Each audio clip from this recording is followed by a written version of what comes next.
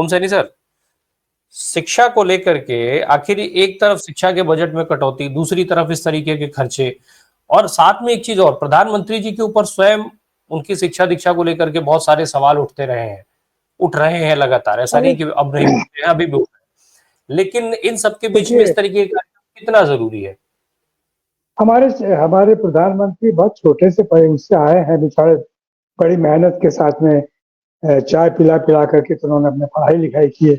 उसके बाद में जब उनसे हिसाब किताब आप पूछते हैं तो बड़ा अजीब लगता है।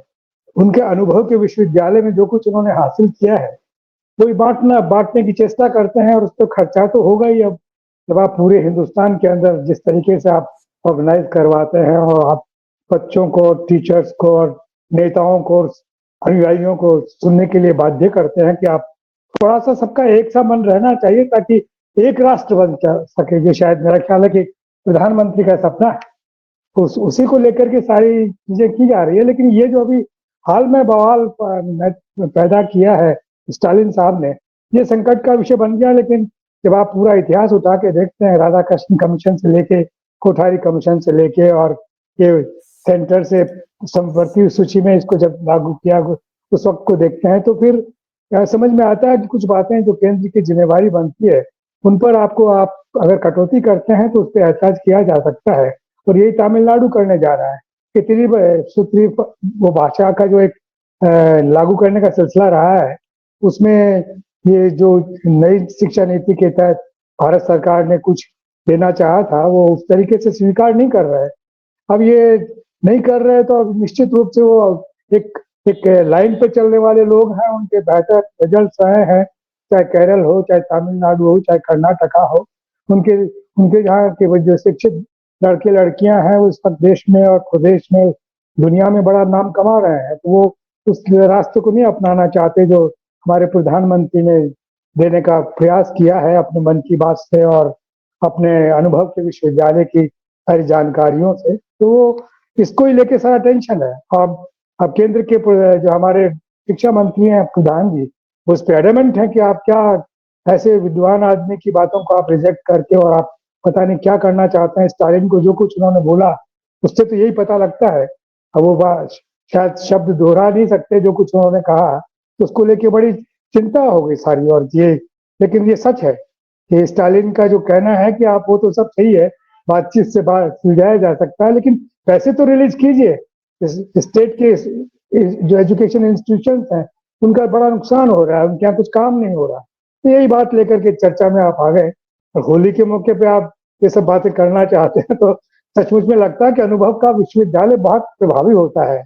और देखिए कितना खर्चा कर रहे हैं, और जिस तरीके से मन की बात हमारे प्रधानमंत्री कह रहे हैं, तो सुनी जानी चाहिए। तो सुनकर के आप थोड़ा सा देखिए, अब आपको अनुभव नहीं है सुनने का, इसलिए संकट तब पैदा होता है जब सुनने का अनुभव नहीं हो। पहले तो सुनने का अनुभव हुआ करता था, आजकल नहीं होता है, और यही सारा बवाल का कारण बना हुआ है। जी ओम सैनी सर, एक और चीज है भाई, हम लोग ठीक है कि हम प्रधानमंत्री की ये बात कर रहे हैं, प्रधानमंत्री अगर कुछ कह रहे हैं तो देश को सुनना चाहिए, सुनेगा नहीं सुनेगा, कौन कितना उसको फॉलो करता है वो नहीं करता, वो ठीक है। लेकिन ये जबरदस्ती का हर चीज में अपना ज्ञान दिखाने की जो प्रवृत्ति है, क्या इसको केवल उसी के तहत देखा जाए, जैसे टीवी पर वही दिखना चाहते हैं, न्यूज़पेपर्स में वही दिखना चाहते हैं, सीरियल्स में वही दिखना चाहते हैं, किताबों में वही छपना चाहते हैं, पिक्चर भी वो अपनी ही चाहते हैं कि हमारी ही चलाई जाए, हम ही थिएटर्स में भी दिखें, रोल भी हम ही करें। और अब तो आपके मुख्यमंत्री ने कह ही दिया है कि भाई बेस्ट एक्टर कौन, तो प्रधानमंत्री नरेंद्र मोदी। तो वो केवल ये सारी चीजें केवल इसीलिए हो रही हैं? जी, देखिए राम प्रकाश जी, आपने तो मामला होली के अवसर पर कुछ तरीके से बात करने का था, इसमें सबको खुश करने की चेष्टा की जाती, ऐसा कुछ था। इसलिए मैंने जिस तरीके से चीज को इंट्रोड्यूस किया था, सारे इस सब्जेक्ट को उसमें सर सर इंट्रोड्यूस करने हम में लोग तो मैं तो प्रधानमंत्री की तारीफ कर रहा हूं। मैं तो बल्कि भजन लाल शर्मा की हिम्मत को दाद देता हूं कि कम से कम पहला ऐसा भाजपा नेता मिला जिसने सार्वजनिक तौर पे कहा कि हाँ भाई प्रधानमंत्री जी मेरे बेस्ट अभिनेता हैं, सबसे पसंदीदा अभिनेता हैं। विपक्ष इस चीज को लेकर अब तक कह रहा था, और अब मुझे लगता है विपक्ष को भी इस चीज के लिए साधुवाद मिलना चाहिए कि राम विपक्ष कम से कम मान तो रहा राम था। प्रकाश जी, आप आप राजस्थान के योगदान को बड़ा कम आंक रहे हैं। हमारे जो वाइस प्रेसिडेंट है, उन्होंने जो प्रधानमंत्री को उपाधि दी हुई है, वो तो शायद दुनिया में किसी ने नहीं दी। यशस्वी और हाँ। पता नहीं विश्व क्या युग पुरुष और ये सब बोला है, तो ये आप क्या समझते हैं? हमारे यहाँ तो पूरी तरीके से चिंतन मनन किया जाता है उन सब बातों पर जो प्रधानमंत्री बोलते हैं, और वो जानते हैं कि उनकी राजनीति में आगे बढ़ने के लिए उस स्कूल से अगर आप अटैच हो जाते हैं तो क्या क्या करना चाहिए। उसमें आपकी यूनिवर्सिटी जो है वो कोई राजस्थान यूनिवर्सिटी या दिल्ली की यूनिवर्सिटी या जेएनयू नहीं होगी। उसमें यूनिवर्सिटी होगी अनुभव की।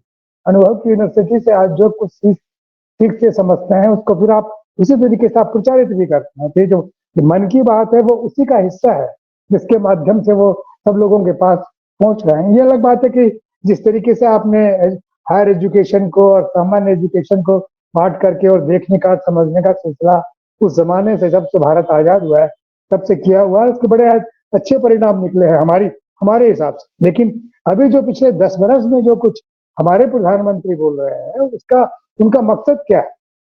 उनका मकसद यही है कि उनकी बात को समझा जाए, कोविड से निपटने के लिए थाली बजा दी जाए या कुछ और इस तरह की बातें करते हैं। और किसी चीज को आउटराइट रिजेक्ट नहीं करना चाहिए उनकी थ्योरी। हर चीज में कुछ ना कुछ होता है। ये गोबर से कैसे गैस निकलती है, उससे क्या हो सकता है, ये सब हमारे प्रधानमंत्री के सोचने का विचार का विषय रहा है।